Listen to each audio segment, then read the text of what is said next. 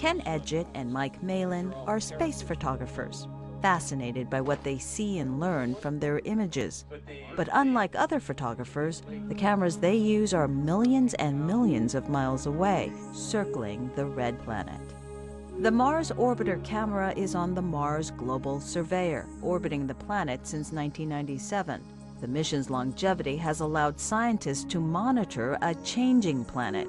This enabled the camera team to witness the appearance of craters where none existed before and see evidence of current water flows on the surface.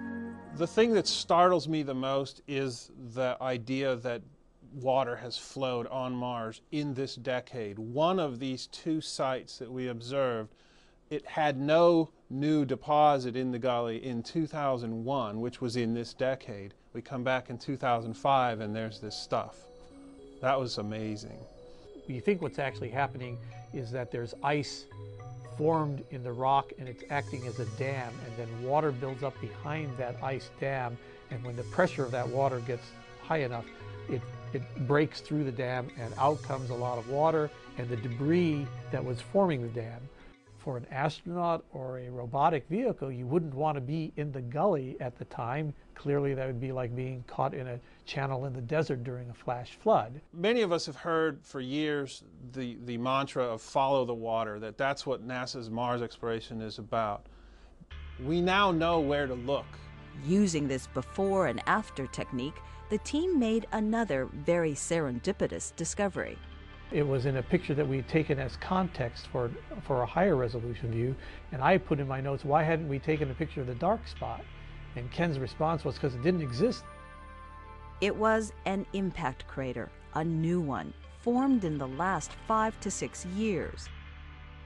Since then, they found a total of 20 new craters in a relatively small area.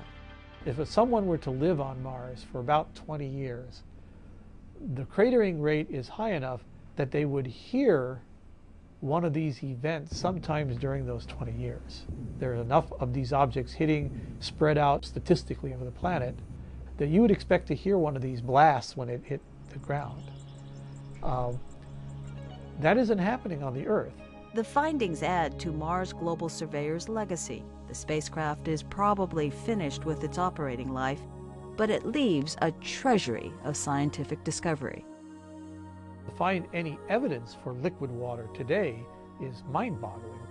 Ken and I are explorers.